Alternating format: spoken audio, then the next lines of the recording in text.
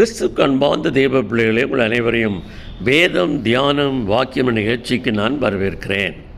ஆண்டவராகிய இயேசுவை கல்வாரி சிலுவையில் அறைந்தபோது அவருடைய இரண்டு பக்கமும் இரண்டு கல்லர்களையும் சிலுவையில் அறைந்தார்கள். அதிலே ஒருவன், நீ கிறிஸ்துவானால் உன்னையும் எங்களையும் ரட்சித்துக்கொள் என்று அவரை இகழ்ந்து பேசுகிறான். மற்றொரு அவனை கடிந்து கொண்டு, நாமோ நியாயப்படி தண்டிக்கப்படுகிறோம், நாம் நடப்பித்தவர்களுக்கு தக்க பலனை அடைகிறோம், இவரோ தகாததொன்றையும் நடப்பிக்குள் என்று அவனை கடிந்து கொள்ளுகிறதை லூக்கா 23:41 நாம் வாசிக்கிறோம். பிரியமானவர்களே, பாவத்தின் சம்பளம் மரணம் என்கிறதை அறிந்தவனாக, தன் பாவத்தை அறிக்கை செய்து விட்டவனாக, தேவனுடைய கிருபை வரமோ கிறிஸ்துவால் உண்டான இதோ நித்திய ஜீவன் என்கிறதை அறிந்தவனாக, ரோமர் 6:23 அவன் இயேசுவை பார்த்து, ஆண்டவரே, நீர் உடைய ராஜ்யத்தில் வரும்போது என்னை நினைத்தருளும் என்று வேண்டிக் கொள்ளுகிறான்.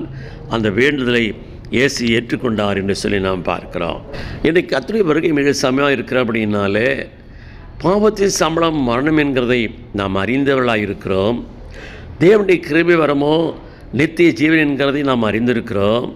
எனவே நித்திய ஜீவனுக்கு எதுவான கிரியைகளை நம்மிலே நடப்பிக்கிறதுக்கு நம்மை தேவனுக்கென்று அர்ப்பணித்து, இறுதியில் நாம் ஏமாற்றம் அடைந்து போகாதபடி இந்த கல்லனை போல பாவத்தை அறிக்கை செய்து விட்டவர்களாக நித்திய ஜீவனை சுதந்திரித்துக் கொள்கிறதுக்கு நம்ம ஒப்புக் கொடுப்போம்.